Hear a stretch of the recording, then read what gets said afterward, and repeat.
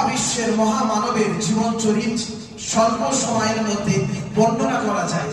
পৃথিবীতে শত শত মানুষ বিশ্ব নবীর জীবন চরিত, তার লাইফ স্টাইল সম্পর্কে রিসার্চ করে বিভিন্ন পুস্তক বইপত্র তারা লিখেছে বিভিন্ন ভাষায়।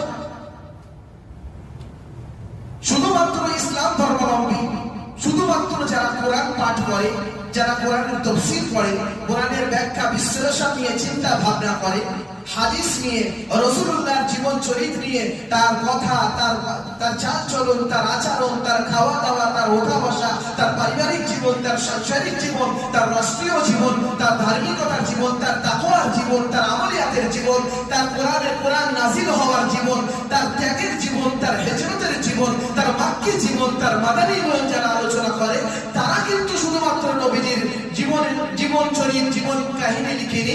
পৃথিবীর ভিন্ন ভিন্ন ধর্মের, ভিন্ন ভিন্ন রিলিজনের মত পথ অবলম্বীরা তারাও বিশ্ব নবীর জীবন চরিত লিখে পৃথিবীকে তাক লাগিয়ে দিয়েছে। একবার জোরে পড়ি সুবহানাল্লাহ।